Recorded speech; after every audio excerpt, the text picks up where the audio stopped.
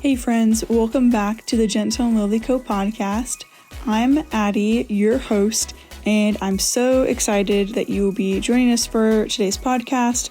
Just a little disclaimer up front, this is a unique podcast as my newest book, my first book, Fellowship Over Followers, it has been released officially for over a month, and so I got a group of my closest friends, family, and just people who have really supported me over the years, got them all together, and we got to just have a celebration, and we did a live author Q&A, and I got to share my heart about the book, and this is only a snippet of the conversation, and I wanted to put this up front that I tried my best to record the audio with the limited technology that I had. There's a decent amount of background noise, so I really apologize for the audio quality. However, I just hope that you can bear with me throughout some of the echo in the room, as it was a big room. However, I still believe that just the snippet of this conversation will bless you, and that's my prayer, that you get to learn a little bit more about the book. But fear not, if you really want to learn more, we have tons more episodes coming all about the book, and we're going to have more guests along the way. So with that, let's jump into today's episode, and we have a special guest today. Juile B speaks. Juile is another talented writer, author, and just speaker, and an incredible mom and friend. And she's just amazing. And so she kind of leads our discussion or little conversation today. And so here's today's episode.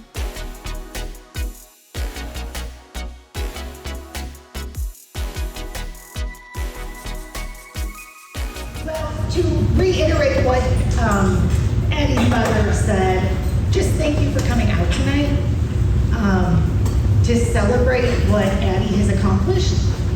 Writing a book is a huge endeavor.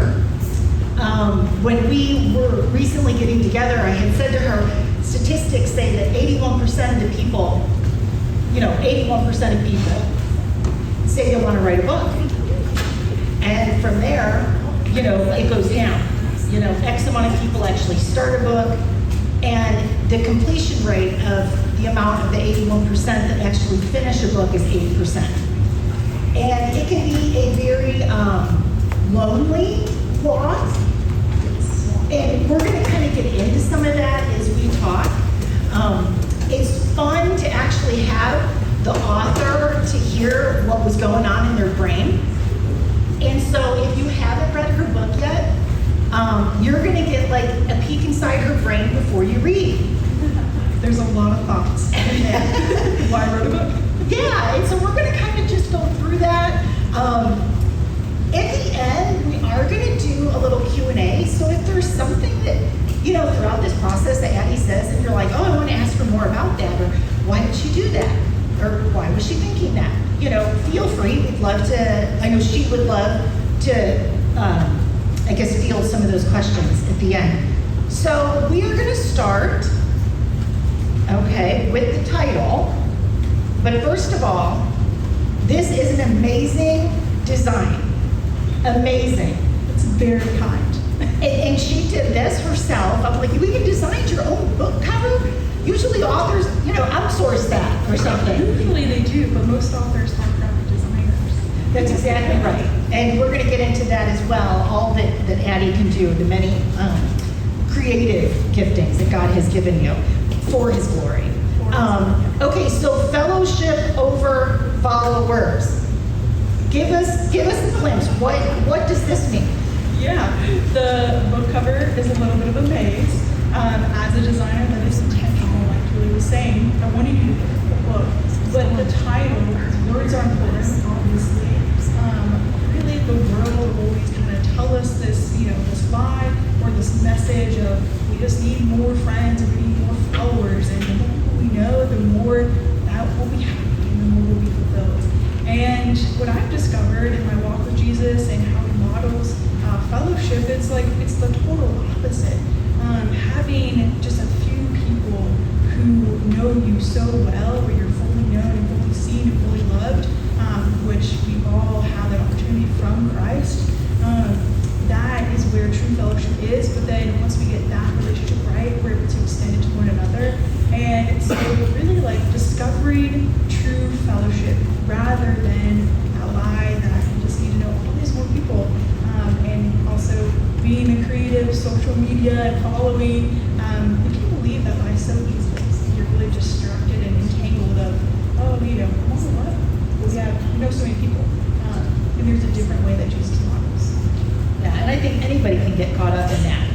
that's just the comparison that we struggle with, especially in social media. It's like you scroll for any length of time and you're like, I don't feel good. Yeah, even if it's dog videos, like I love dog videos, but I'm like, man, I just wasted like how much time? And my dog can't do that. Yeah, I know. I'm like, Kodak, come on, man, we gotta step it up. Right. What are you doing with your dog life? No. So yeah, you can even get kind of trapped in that comparison. Yeah, in any facet of your life. So we're looking for fellowship over followers. So in chapter 1, which I just said the word comparison, but in chapter 1, you mentioned that there's a root, like the root of comparison. So give us an idea of what is the root of comparison? What do you think where does that come from? Yeah, so this is kind of where the book even kind of launched from, just the idea of comparison. We all struggle with it, and comparison, like, it's a natural human thing that we all do. If you see someone, I'm going to shout out Purdue because I work there, but if you see someone with a Purdue sweatshirt, you're like, oh my gosh, like, you have that connection, you have that bridge. But sometimes, and more often, we take to the opposite extreme of like, oh, I could never be as talented a photographer as that person, or not even as good as a mom as that person. XYZ fill in the blank for whatever it may be for you. We can get kind of entangled in those lies and make them more just connectors rather than connectors. And so really it's kind of realizing it's a natural human thing, we all do, but how can we reframe that where I can see someone who loves pickleball, that's a new thing for me, but if you love pickleball or you love golden doodles and dogs, be like, hey, like, let's go get coffee and like have a conversation. And they might not be your best friend, but you can have like hopefully more of like just showing Jesus light and his hope through that. But rather than just kind of being like, oh no, we can never be friends, or I could never be blank like that. Using that to kind of move forward, but it's a natural thing, and I think we can like rest assured in that, and like it's okay, we're human, but let's reframe it and take it into a different direction that hopefully will show the world. Yeah, and that's good, because I love the way you pointed out, you're not looking for, instead of the root of comparison, like tearing you apart or putting up obstacles with other people, it's almost like, well, let's look for a root of commonality. Yeah, Let's look for that when we're looking and scrolling, and, as opposed to maybe it turns up the negative things, but let's look for the common things. In chapter 2, and just so you know, I'm not going to be going through every chapter. That's not. I'm like, what people are thinking, how many chapters are there? Well, great. I'm not going through every chapter. But, well, I did when I actually met with Addie and we talked about doing this little exchange. I'm like, I was highlighting, girl. I'm like, I got like, highlights. whoa. I know. Too. Yeah. Do you feel like I was not critiquing, but No, I was honored. yeah, well, yeah, I was really like, this is good, this is good. So I tried to trim down my questions. So we were not doing every chapter. Okay. But in the second chapter, you talk about following Jesus isn't following a checklist. Expound, I guess, on that idea too. Like, what was your thought for writing that? Yeah, I think for those of us who have grown up in the church, if you're like me, that's a big part of my story and testimony, and there's a lot of people from Horizon, so I mean, shout out to Horizon. But you just in that environment, I was there K through 12, so 13 years, and that's not everyone's story, obviously, but if you have that, kind of background or that story, you might relate a little bit more with me in that way, where you can just get caught up in the motions or thinking Christianity and following Jesus is this set of rules or regulations that we have to do, we have to keep, and if we do it, like, God doesn't love us, and that's totally opposite. We are saved, through the blood of Christ, and if we have an opportunity just to come to Him, and one of the books that's highlighted in the raffle is John Mark Comer. He's a fantastic theologian, speaker. I love his stuff, and he calls it apprenticeship to Jesus. So the more you want to become like someone, or the more you follow them, you're just going to naturally want to reflect them. And if you're apprentice, to like use my career as an example of be a photographer,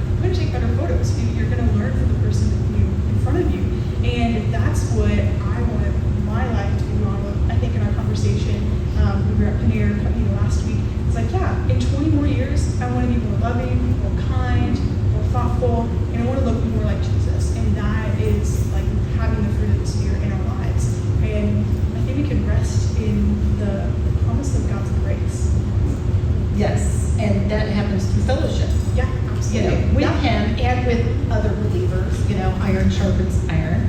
And so I think as we get into fellowship, that's when we can really put those fruits of the Spirit to the test, if you will.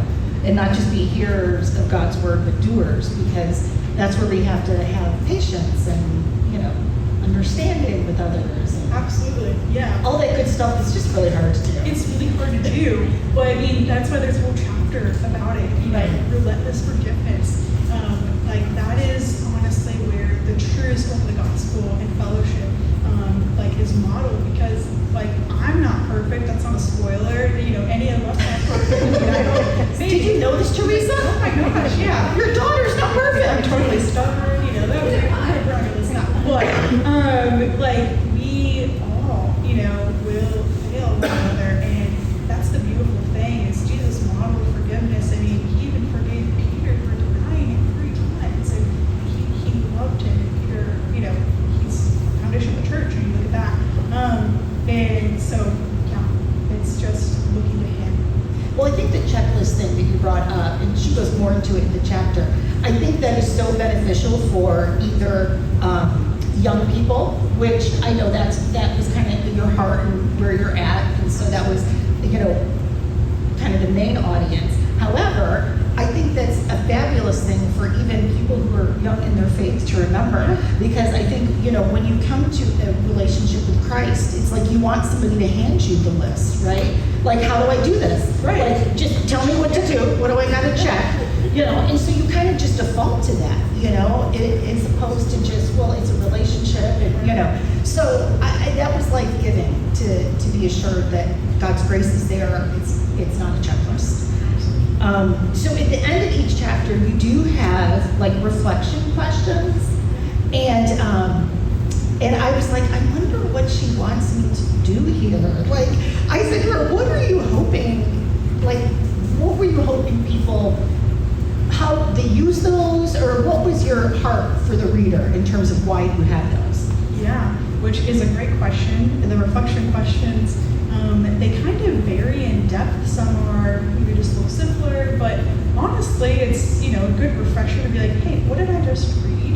I think that's helpful. As I have way too many books in my house that I haven't read, or read the first couple chapters, or I'm like, wait, what happened?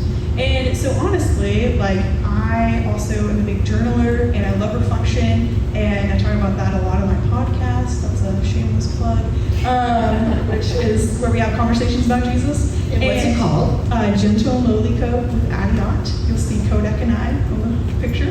And how do people find it? Spotify, iTunes. We are on YouTube. We're still working that out, but yeah, you can find us anywhere. And your dog's in it? Yeah, well, he's in the photo. Oh, podcast. Not the podcast. Yeah, yes.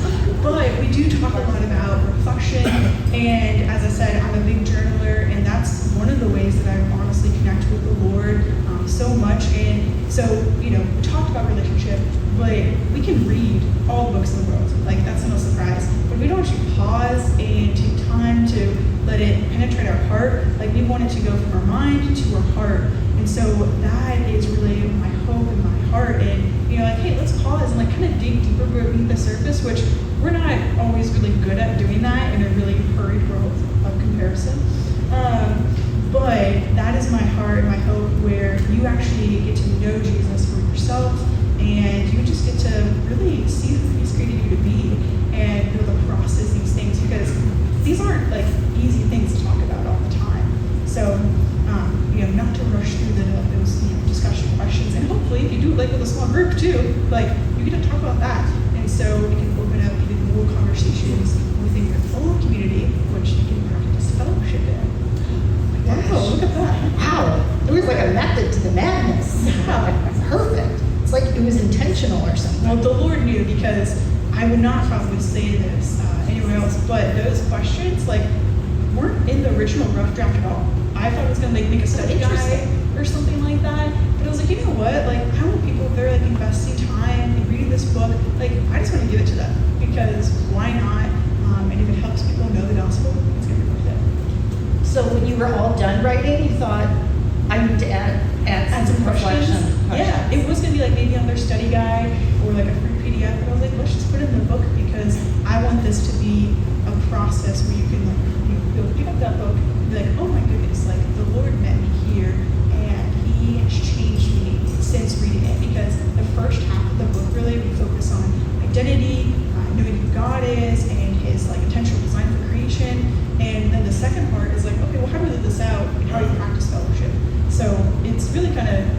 part of like getting into the hard stuff.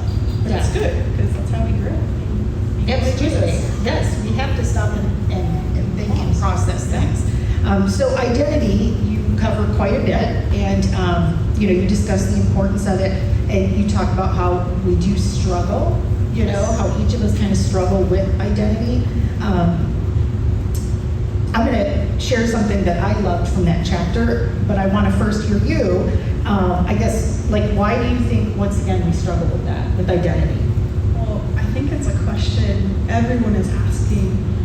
You look into our world today, we're more confused than ever, and we have the temptation from the world where we can find our identity in our job, our relationship status, whether it be even the kind of car you drive. I mean, how much money you make, all those things. The world is screaming at us of this is where you're gonna find it, and it is a promise that I think is really empty. And Jesus shows us another way, and kind of what I was talking about in those early chapters in the book, where we look at the very first parts, and you're already perfect, you're sinful here, this side of heaven, you know that, but our true identity comes from the Creator. There is no mistake by the way that just being able to our gifts are expressed. Some of the talent of musical instruments and playing that, I cannot keep a beat to save my life, which is another thing. But you look at all the creative things and just the ways that we work and how we're designed, that reflects something greater than us. And so we have to start there and looking to the Creator, and the fact that we have access to the Creator, that's crazy. And so that's where really I think we got to know who we are to be able to serve the world better. But it's a question that so many people are asking, whether you're 26 like me, or you're 55, or any age. We can kind of find our identity in so many things, and I think Jesus calls us to surrender those things and to look to Him and to be okay, who are you creating me to be? He already knows who we're supposed to be. And at my church, we say this thing, it's you're already discovering who God has wanted you to become. It's just a process of discovering with Him. And I think that's so beautiful, because that is walking out our sanctification, which is a big fancy church word of just, practicing and trying to look like Jesus. Well, I think the identity in that chapter, the beautiful thing about artists, the beautiful thing I think about writers, about song composers, there's nothing new under the sun. And, things that you're sharing are things that have been shared before, right? I mean, there's nothing really new, but the amazing thing is that, how many songs are there about love? I mean, there could easily be somebody that's a songwriter. Well, why should I bother writing it? There's already a gazillion songs about love. Why should I write it? Well, you need to write it because God's given you something to say. You have the ability to do it. He might want you to do it. And when it comes out of you, it's automatically unique and different because there's nobody else like you. So whatever you create is absolutely original. And I say that because one of the things you point out in the chapter on identity, which I was like, oh my gosh, I love that, is you have a few lines in there that the disciples, after they met Jesus, they were no longer known as fishermen. That was who they were, this is what they did. But after meeting Jesus, it was well, they have a new identity now. They have, they're still fishing, they're still doing what they're doing, but the world was oh, those are followers of Jesus now. They weren't oh, look, there's the guy who does a lot of fishing. It's no, when people saw them, they said, those are Jesus followers. You follow, and then Peter denied. But I guess my point is what a beautiful, I was see, this is a fresh perspective, again, of we know this, but to have, somebody creatively come, from your heart, how you see it, it's I loved that because, after you come to Christ, you are truly born again. You have a new identity.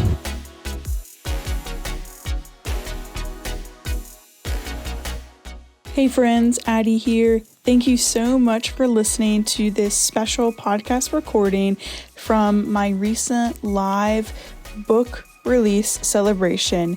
And Julie is such a great friend, also a fellow talented writer, and I was so honored to have her join me as our guest host for this episode. So stay tuned for some more events like this in the future, and I'll see you next week, guys. Until then, continue to carry the gentle love of Jesus.